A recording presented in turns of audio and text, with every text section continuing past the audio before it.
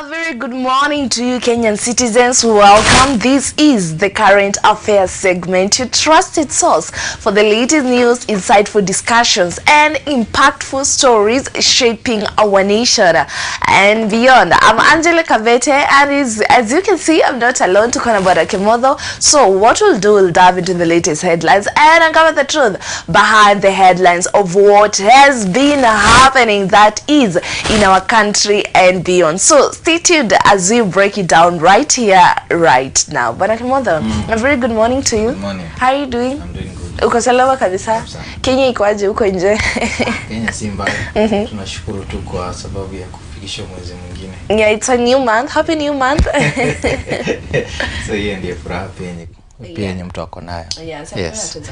Pia kwa salimia na pia kwa washukuru kwa vile wamekuwa pamoja na sisi na kuwakaribisha kwenye show. Karibuni sana. Yeah. Yes. And before anything else, lazima tuwapatie that is the verse of the day. Yeah. You know, to encourage them.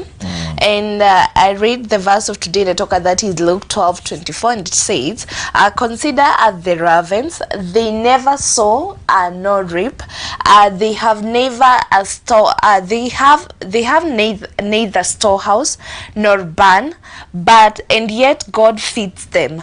Of how much more value are you than the birds?" What an amazing verse is, Kimotho. You know, this I think what is in a try to bring out, you know, God's provision is faithful. Yeah. Si kama ya mwanadamu. You know, because they're saying that consider the ravens, they never sow nor reap, but still hawatakosa.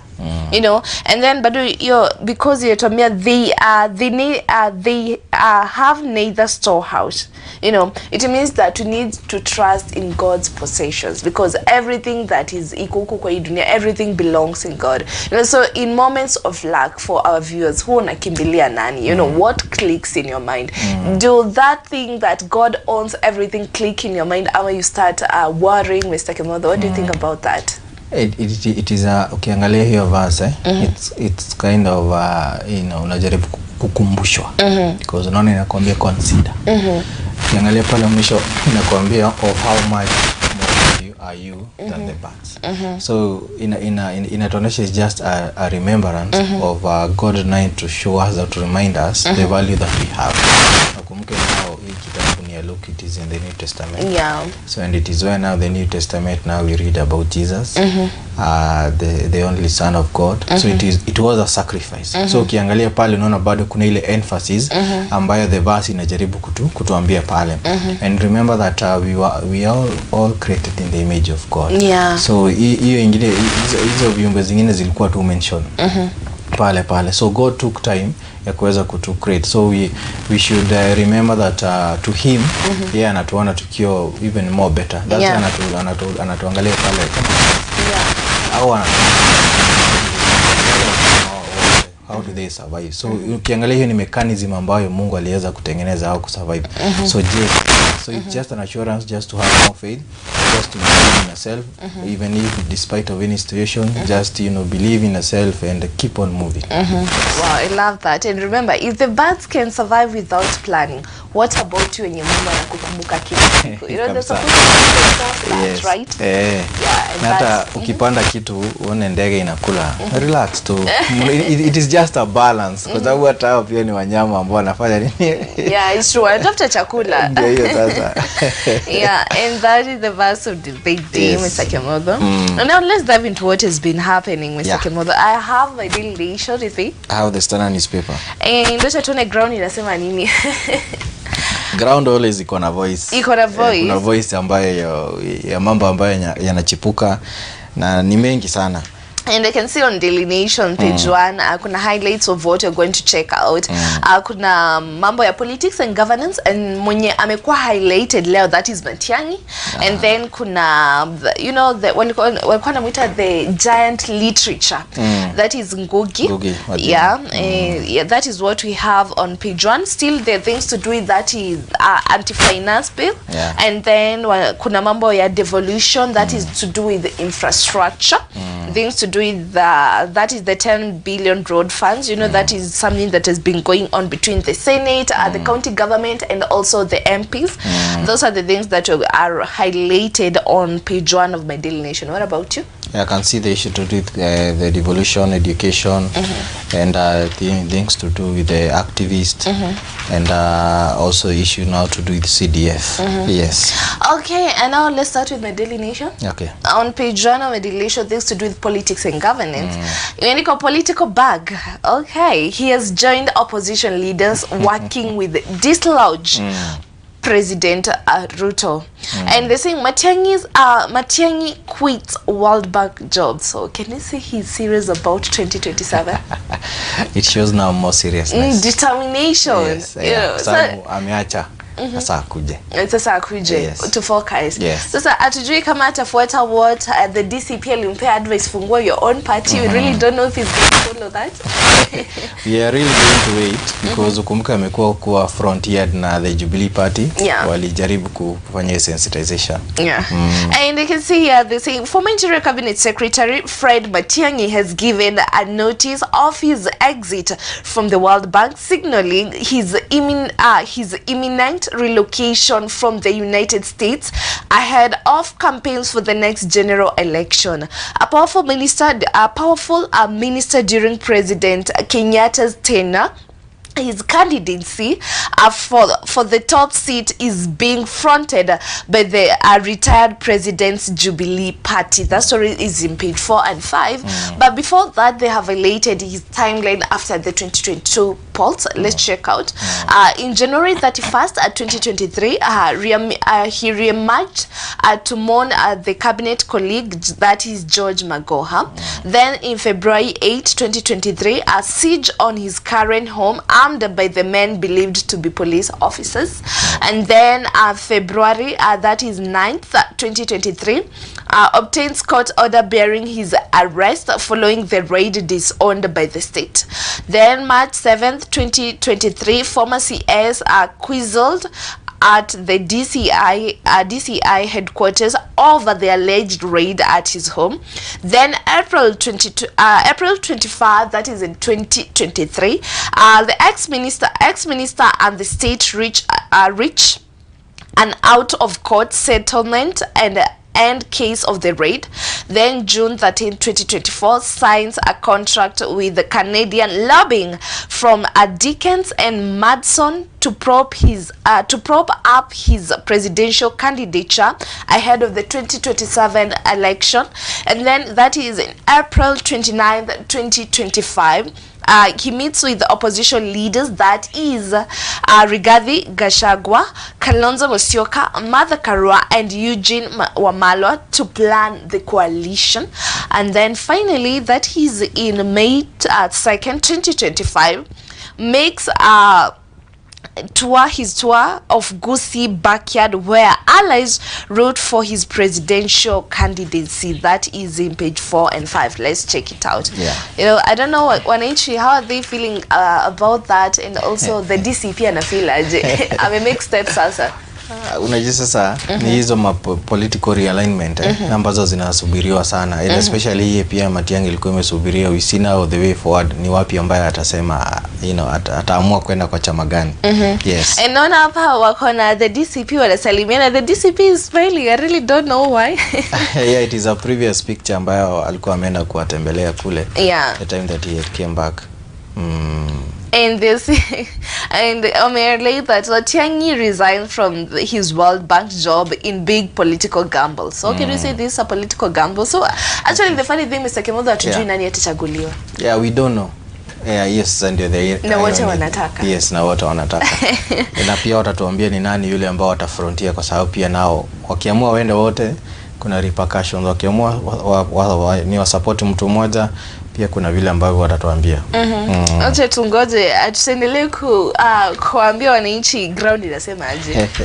Because I can see here they're saying that as I have read, that is in the first page, former Interior Cabinet Secretary Fred Matiang'i handed in official notice to exit from the World Bank, marking beginning of the return to the public life that includes possible stab at the 2027 presidential race. And they say Dr. Matiang'i's campaign secretariat yesterday NCD confirmed that the former powerful CS has given 3 months notice to the Bretton Woods institution at the beginning of this month, with his contract terminating in August. He is, however, expected back in the country from the US at the end of this month to resume political mobilization of an official campaign to campaign launch in August, setting to stage for his anticipated return to Kenya's public arena after he was thrust in the limelight by the former President Uhuru Kenyatta cabinet's appointment. And also he has given a notice, and he has given notice and is serving the final month. He'll be coming home later this month to reconnect, rebuild old networks, and lay groundwork, said Kitutu Chache South MP Anthony Kibagendi, a member of the team Matiang'i Secretariat. Yeah, that is what they said. Kiona leo wamei-highlight vizuri kabisa. Inajesa ni ile kitu ilikuwa imesubiriwa sana. Yeah, and finally now sasa it is here. Yes. And they say while speculation about his plans has swelled for months, this is a clear sign yet that the CS is preparing to throw his heart in the ring. The ring, could you say, is that box ya 2027? Ndio sasa. Ndio sasa. Kwa sababu unajua kwa ring unaenda na mwenye mna contest na yeye pale. Yes. Yes. Okay, so for our views, how are you feeling about that? That is for the 2027. Na pia wacha tuone pia the president atasema nini. Maybe now to him hakuna kile kitu atasema, sababu huyu akuji kumjoin, anaenda the other side sasa kuweza kupingana na yeye. So maybe now ile kitu maybe sasa watafanya tu ni kujiprepare themselves na kutafuta more strategy. Yeah, alafu unajua majina yenye wanatumia the powerful, you know, the best, you know, you can see the names yenye wanatumia wakimadress. Lazima wazitumie hizo sababu inaonekana kuna uzito fulani ambao unaonekana. Yes. And I can see here that is Anthony Kibagendi, Kitutu Chache South MP. Alisema everyone must build their brand, attract support, and show their worth before we settle on a viable candidate capable of taking Ruto home. Okay, so let's see what will happen, because I mean, I can see hapa bado imeandikwa, determined to dethrone President Ruto, Dr. Matiang'i has reportedly recruited a globally reorganized a recognized family to lobby for his presidential prospects. They are determined, Mr. Kimotho. Yes. So tuna welcome nyumbani. Welcome.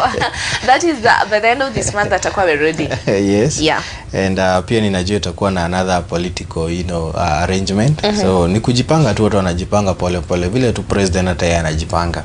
Yes. Are you sure DCP wakichagua na atakubali Matiang'i to take, you know, the coalition?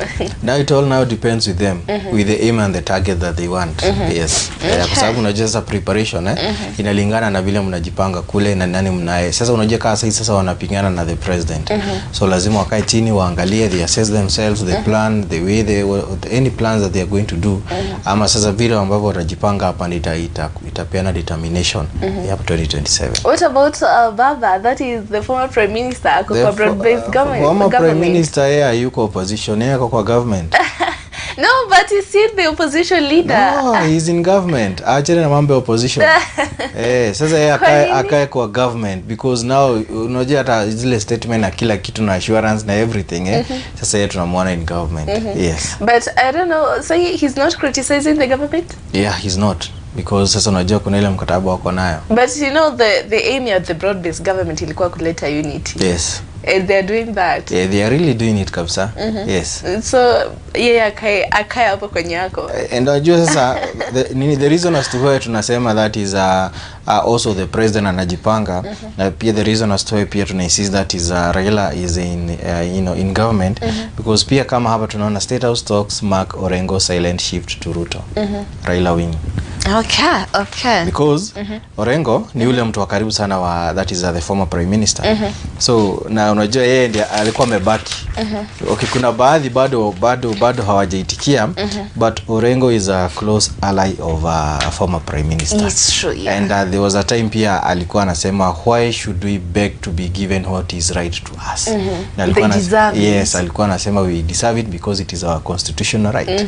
So kwa sababu watu walikuwa wanaonekana ni kama ukitaka barabara kwako lazima unajiunga na upande wa president, nini mambo kama hayo yalikuwa pale. So yeye tuliona sana akiwa pale kando. Na ukumbuke that's why tulisema it is now just a little broad based government. Kuna wengine wanasema ni political marriage iko pale. So nilisikia kuna flower girls, so that is from Matakarua. Kuna zile terms ziko pale ambazo ni mingi sana. But inaonekana kuna wale ambao wanakuja tu pole because tumekuwa tukiona pia the senior brother wa former prime minister, that is Oburu Odinga, amekuwa sana mstari wa mbele kuweza kusupport now the project zile za president. Na pia tumekuwa tukiona of late the president amekuwa akiwa upande wa western sana. Kwa amekuwa kule Siaya, hata Madaraka Day pia iliweza kufanyio haya maeneo. So surprisingly finally Orengo aliweza kwenda State House. Back so let's go tutoke kwa mambo ya Matiang'i. We joined that with still on politics and governance. On Orengos, because I guess you have the same story. I have the same story. Yako iko page 6, yangu iko page 7. Kiangalia unaona ile picture ambayo ameweka hapa, unaona is almost the same picture ameweka pale. You can see they're very happy. They're smiling. Kwanza yangu highlight amesema that Orengo State House visit unlocks 40 billion shillings project for Siaya. So kila MP afanye hivyo Mr. Kimotho ama. But unajua nini at the same time kuna unajua despite wewe uko opposition, uko independent, because kuna watu pia walikuwa elected as independent candidates. So kuna ile rights ambayo mnafaa mko nayo, kama ni the CDF kitty, kama wengine wanapewa the same amount, maybe it's 110 million per financial year, the same thing should go to each and every person. Kama ni MCA kama, but sasa of late tumekuwa tukiona kuna a different twist. Ni una visit unapata. Nina visit ninapata. Okay, so they said that. So that is Siaya Governor James Orengo has put aside his political differences with the President William Ruto as he that is a lobbied for government project in his county. So Orengo, who led a delegation of Siaya politicians and business people to meet the President Ruto at State House and Nairobi, presented a memorandum detailing multi-billion shillings project planned for the county, that is 6 constituencies. The memorandum kulingana na vile gazeti nasema hapa, project proposal 58 plus across the 6 that is constituencies. Kuna pia panaona wamesema top sectors, kuna roads, housing, health, agriculture, blue economy, energy. Pia kuna upgrading of key access roads, kule kuna electricity amounting to 1.6 billion to connect that is 16,000 households. Kuna market ambayo ina cost 2.5 billion to build 16 markets, I think around the county. Kuna also now to do with the blue economy, 1 billion for that is Usenge pia and a fish market. Kuna housing, affordable housing across all sub counties. Kwanza unasikia housing across all sub counties zote. Wow. Education, expansion of Odera, Akongo, Jaramogi Odinga University. Na pia kuna cotton revival costing to 20 billion from Flexi Bank to boost a textile center. So ukiangalia according now na kule the description ya hii memorandum so kuna vitu ambayo alikuwa ameenda, na ukiangalia hii vitu yote, it is something that is also beyond the capability of the county government. Because ukiangalia now the county government, kwa sababu wamekuwa kipewa funds, this project inakuwa ngumu sana wao kuweza kufund. So hii ndio part of the memorandum ambayo naona imediscussiwa hapa, na ukiona alienda na delegation pale, and so finally amefika State House. Yes. So tuseme amejoin broad based government. Ameitikia already sasa ni kama sasa ameitikia support, because already now the structure of his party already ilikuwa imesha submit the contract na wanasign na wanafanya mambo yale mengine. So maybe the only issue ilikuwa sasa ni kutafuta tu njia ya kuweza kufikia pale na kuweza sasa kuingiana vizuri sasa. Mr. Kimotho, kwa sure wakiendelea hivi Azimio itaisha? I don't think Azimio is no longer there. It's no longer there. Haiko. Yeah, because unajua it was there kwa sababu ya the purpose ya wote kwa pamoja. But sasa vile sasa one of them aliweza kuondoka na wale wengine pia, na pia kuna some other parties pia waliondoka immediately after now. The Kenya kwanza government waliingia, kuna some parties walitoka kwa Azimio immediately wakaenda wakasign another agreement na the government of the day. So Azimio ni kama ilikusha kitambo na hakuna mtu ameiongelea. Hakuna? Yeah, actually ukiangalia unaona wanaongea mambo ya DCP, mambo ya NLP, mambo ya that is DPK. So hakuna mahali wote wanaongelea mambo ya Azimio. Even the former prime minister aliacha kuvaa hizo kofia. Haizi ziva kwa sababu saizi kuna another new political alignment. Haizi ziva, so hii inamaanisha wale watu ambao bado wanamsubiri kwa upande wa opposition pia wanafaa, it is high time pia nao wakae chini wajipange. Yes, wajipange vizuri, because sasa unaona sasa because Orengo alikuwa anaonekana kwa ule upande mwingine. So the only person maybe sasa ambaye amebaki now ni the Secretary General wa ODM ambao ni the Senator of Nairobi ambaye anaitwa Edwin Sifuna. Sasa yeye ndio pia watu wanataka kuangalia ataegemea upande gani ama sentiment yake itakuwa gani, ama to join the big fish. So hiyo tunasubiri tutaona. And away from politics and governance, Mr. Kimotho, that is page 7 of my Daily Nation. I can see here the petitioners argued that the KERA have continued to perform functions meant for the county government, and kumekuwa na the ongoing dispute between the members of parliament and the governors, Mr. Kimotho, for the control of that is the 10.5 billion roads maintenance levy that because of that hizo pesa zijakuwa remitted bado, Mr. Kimotho. Yes. But now they're saying that parliament decision to exclude county governance from governments from that is 10.5 billion road maintenance levy fund for the 2024-2025 financial year has been declared unconstitutional. In a significant win for the counties, the High Court Judge Lawrence Mugambi ruled yesterday that the National Assembly resolutions in August and September 28, 2023 to remove devolved units as beneficiaries of the fund not only threatened but actually undermined devolution. The judge declared that any further actions arising from the decision is illegal, null and void. That is what alisema. So can you see that these funds zitakuwa released, Mr. Kimotho? Inafaa iwe released unajua kumekuwa na issue kwa sababu kuna our constitution ilileta mambo ya devolution na initially the old constitution ilikuwa that is tulikuwa na ministries na hizo ministries ndio funds kwa zinatoka pale. Sasa that kama ni minister of road yeye ndiye atahusika na every road hadi kule village.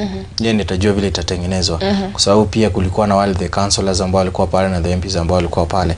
But now wakati the new constitution ilikuja pesa ziliweza kutoka pale zikakuja now to the county level. Ndio sasa ziweze kufika now kule to the level ya kule now to the ward. Sasa wakati now sasa ilifanyika hivyo, so kuna hii levy ambayo inafaa iwe ni ya road maintenance. Na unajua wakati unaenda unalipia that is a fuel, that is kerosene na hizo zote na diesel kuna ile maintenance ambayo inakuwa pale, especially now the fuel levy.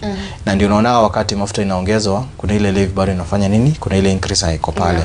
Na hii levy ni ya road maintenance. Na road maintenance sio za national government peke yake, because now the national government imekuwa ikiclaim ya kwamba ndio wako na responsibility ya now the highways na zile barabara ni kubwa. So pia now the county governments pia wanahitaji now the maintenance, because now they need to maintain tunazita the feeder road, the KRB roads, hizo zote ambazo ni za county government. So so kuna hii pesa ambayo waliweza kuiheld na haijakuwa ikifikia now to the county government. So that's why now yesterday that is now the nini judge so hii case iliweza kuwa forwarded pale. So Justice Mugambi ruled that the National Assembly decision to to remove or fail to provide for the county government as beneficiaries fund from the road maintenance levy was illegal and unconstitutional. So it was also noted that according to our constitution, section 47 of the Kenya Roads Act, that is a number 2 of 207, as read with the first schedule of the same act, is unconstitutional and undermines devolution because it fails to clearly define counties on categories, categorize them as urban or rural roads. So hii ni decision ambayo ilibidi iende pale because tulikuwa tumeona, in fact it was a decision ambayo ilikuwa imekuwa discussed previously nafikiri in one of the financial year na the MPs wakadeny that, nikakuwa na msukumo sana. So finally jana tumeona that is the court imeamua kwamba hiyo levy pia iweze kufika to the county governments. Yeah, but they had a weird this is funny second because the position stakeholders, the MPs, governors and the Senate watu wanafaa kuleta maendeleo. Yes. And the same people arguing about that. Unajua sasa kuna ile superiority of certain delegations of issues because sasa kama hizi barabara ingekuwa tu very simple ya kwamba kwa sababu it is well defined. Kuna barabara za national government na kuna barabara za county. Yeah, sure. What they could have done is just to divide the amount. As simple as simple as that, wakutafute. Yes, as simple as that. Tujue ya kwamba that is like 4 billion yene now to the constituency. Ama to the county government. Hiyo ingine nayo iende pale pengine. Afadhali hata hapa ingekuwa sasa inakuwa inajadiliwa kwamba the equitable share ndio haipelekani. Lakini sasa hawa walienda wakasema ni yao yote. The MPs yote iende kwa the CDF. Now the county government watabaki na nini? Because hata ukiangalia the county government, especially now the member of the county assemblies, ndio wameachia zile barabara ambazo ni mengi sana. They allow tu barabara ni twingi sana. So wakati mna deny hizi pesa inamaanisha that is kutakuwa na challenge ambayo iko pale. Okay, yes. And the position stakeholders, this is what the MPs walikuwa nasema. MPs argue that managing the road maintenance levy fund at the constituency level ensures better oversight and reduces mismanagement, and they vowed not to approve any allocations to the county unless the county government withdraws its lawsuit. And then the governors that were correspond wakasema, governors contend that the counties are responsible for majority of the Kenya's road network, and they should thus access the road maintenance levy. They accuse MPs of overstepping their mandate and jeopardizing essential services by withholding funds. And then the Senate siding with the governors has refused to mediate between the county government and the National Assembly, emphasizing the need to protect devolution and uphold constitutional provisions. Yeah. That's why now we have the courts who are able now to define to give us into detail of how things they should be done. Because unaona kumekuwa na ile superiority of the National Assembly and also pia of the Senate, because the Senate ndio inashughulikia mambo ya the county government. And ni vizuri ifanyike hivyo because kusiwe na ambao maybe wanaenda kuona overstep the roles of another one. Okay. Yes. And another story you have something bado hiyo bado mambo ya the issue of levy ya MPs. Naona pia hapa kwa standard page 10 court blocks quest for MPs to retain CDF. So unaona pia it is also another blow. It is because unaona sasa hapa the MPs walikuwa wamechukua the the levy ya the roads na pia sasa hapa nao kotini nao tena imeenda sasa kuangalia mambo ya CDF. Because ujue the CDF it was declared unconstitutional. Kwa sababu lazima ingepitia iende nao kwa to the referendum. So in brief the fund was introduced in 2003 through the enactment of the Constituency Development Fund, that is on act of 203 hiyo wakati. Then wakati ilikuwa inaendelea kulingana na hiyo milestone the CDF Act that is 203 was assigned to it on December and but officially commenced on 15, that is, so unaona ilifaa ikwishe, that is in 2004. So hii issue imekuwa ikiendelea because wakati nao ile time ile elapse, that's why nao pia nao wakaenda wakafungua kitu inaitwa NGCDF, wakaongezea pale jina NGCDF, na pia however the court declared the NGCDF equally unconstitutional, striking yet another blow now to the MPs.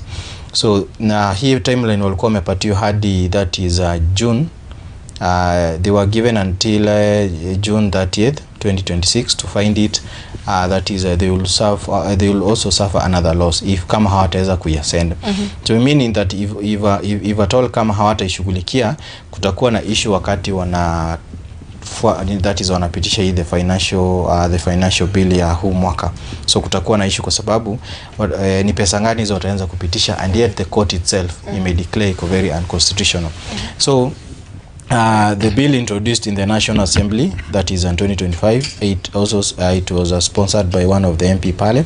It also seeks to entrench the 3 national funds into the constitutional. Kuna NGCDF, na pia kuna the Senate Oversight Fund, na pia kuna the GAF ambaye ni ya women rep. So hii ni mambo ambayo imekuwa ikizungumziwa pale na imekuwa ikidiscussiwa because it really needs now to be defined very well and very correctly na kulingana na our constitution, na kama sasa kuna some of the amendments lazima ziende kwa referendum, they need to do that. Away from that, you have something else? So there is also another story ninaona hapa ya mambo na education. End to free education. Public schools zitaenda wapi? The reason as to why now the newspaper wamesema hivyo, during the regime of the late former president, he brought about now the issue of free education, that is in 2003, and na watu wengi walifurahia sana, and it was very good. But now according now to the statement the CS jana, we are trying to think outside the box to see how we can fund education in the country. That is in view of the constitutional provision, it is going to be difficult to offer quality education if we don't get a solution to the underfunding of the sector. So finally the CS aliweza kufika pale na akaweza kusema kuna deficit ambayo haijafika kwa mashule, na umekuwa kungo akisema yeye ndiye amekuwa akisema ya kama pesa zimereleasiwa, na kuna ile capitation ambayo haijafika mashule ni ya 60 billion. So ukiangalia hapa hii issue wakati ambao anajaribu kusema ya kwamba watatafuta nao on alternative, ukumbuke already kuna ile fund ambayo ilikuwa imehipiwa ya the examination fee, nikaleta mambo mengi ambayo ilikuwa pale. So if at all now the schools they need to be running according now pia na the information ambayo naona hapa kwa newspaper, pesa itatoka wapi? Wananchi, Mr. Kimotho. Sasa inamaanisha mzazi atafanya nini? Arudi kwa mfuko. Because I remember the CS wakati alikuwa anajaribu ku explain the issue nayo ya kutoa the examination fee, alikuwa anasema for instance, sasa ni the CS, if at all my child anafanya mtihani, kwa nini alipiwa mtihani and yet I'm capable of paying the examination fee? That is now the statement of the CS. So yeye alikuwa anasema watakuwa wanaangalia yule ambao kuna uwezo yeye analipa, yule ambao hana uwezo analipiwa. Wanataka kuifanya kama help, Mr. Kimotho. So inaleta a lot of controversial issues because now the education sector ni kitu, unajua ni ile kitu ambao alikuta already system ilikuwa ikiendelea pale. So wakati ambao maybe sasa kuna issues, for example kuna hiyo funding ambayo ifiki kwa mashule, kuna hiyo examination fee, na pia kuna slashing of their budget. So that's why wanasema end of free education near as funding drops. No, but you know, I'm wondering because yesterday tulikuwa tunasema the highlights of the budget, Mr. Kimotho, na alikuwa anasema that the education is the big shareholder, ndio kuna the big fish. Okay, ni sawa, inaweza kuwa wako nayo, but hiyo haimaanishi wanafaa wa slash some of the activities zenye ziko pale ndani. Something that has been there. Because it has always been there. Because why should you now remove funding of education and na pale kwa renovation of other offices can still wait, buying of new cars can still wait. So hiyo unajua sasa ndio tulisema mambo ya priorities. Sasa hizi hapa education na pia na mambo na health hizo ni priorities. Yes, kuna mambo mengine ambayo yanaweza ngojea, zile tii ambao watu wanapata kwa ofisi hizo zinaweza ngojea kwanza, lakini tufande wapi, lakini hizo hatueni zikizungumziwa sana. Lakini masuala kama haya unakuta yanazungumziwa, so it's something that they need to do, and they should not waache kwa sababu unajua pia hii sasa ni issue ambayo imekuwa na wasiwasi kwa wazazi na what will happen. Yes. Okay, that is sad. I really want to hear from our viewers. Wanna feel aje, Mr. Kimotho? Yes. Because anyway, it feels like the public schools zimekuwa private schools kitambo sana.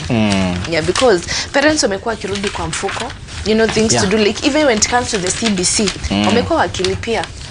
Unajua sometimes it's very unfair because you know, the ministry is putting pressure on the head teachers and the principals that they need to do something. They need to be doing this and this and this and this. The school needs to be running, and yet the government is not giving them the capitation on time. So how do you accept the schools to be paying, you know, the contractors to be wakuwa kilipa wale wafanyikazi wa kule mashule? So inabidi tu, you know, the principal anaambia wazazi leteni 50 shillings or 100 shillings ndio tuweze ku maintain some of the things ambazo ziko pale. So yeah. Okay, we have 1 minute, Mr. Kimotho. Yes. Na hapa naona kuna cartoon. Kuna cartoon, kuna kwa master amevaa that is shirt ya yellow. Yeah. Iko na color green. Nataka the Kenyan citizens watuambie ni nani. Yes. And then kuna huyu ni Orengo, Mr. Kimotho. Anacheza guitar. And then there's someone else. I really don't know if this is the former prime minister. Sijui ni nani. Yes. Anamwonyesha kucheza tunes. Yeah. Yeah. Ile picha yenye inaonekana hapo ni Orengo na kona hiyo guitar. Yeah. He's now playing now to the tunes. Naona hapa kuna choir master na pia kuna yule mtu ambaye amemshika kumuonesha vile anavyofaa kufanya. Yeah. Yes. Okay, as we wind up, what do you want to tell the viewers? So there are so many other stories ambazo ziko hapa about to do with health and other issues ambazo ziko hapa. You can grab your copy, and also want to say thank you so much for joining us and being with us, na pia kuwakaribisha kwenye sonship ambayo tuko nayo this month. 17 days to go. Yes. Yeah, kwa hivyo watu wenye hawako wanajua, it will be happening, that is from the 23rd to the 27th. Yes. Yeah, that's true. To the 27th here at Mizpah Prayer Center. So umekaribishwa sana. This if you're a church leader, you know, you're a pastor, you're a bishop, you're a minister, umekaribishwa nyinyi wote. Please tell a friend to tell a friend. For more information, talk to us on 0727766553. Don't forget, this segment has been sponsored by Stark Institute and Driving School. The courses that they offer, that is hospitality courses, hospitality courses, driving courses, cosmetology and driving courses. They have various branches in Nakuru County, but the main campus is in Njoro Town on the Egerton Njoro Road. If you're interested, you can visit their website, that is on www.starkinstitute.ac.ke, and register online to get a 10% discount, or you can use the email that is info@starkinstitute.ac.ke. My name is Angela Kabete. Till next time, bye bye.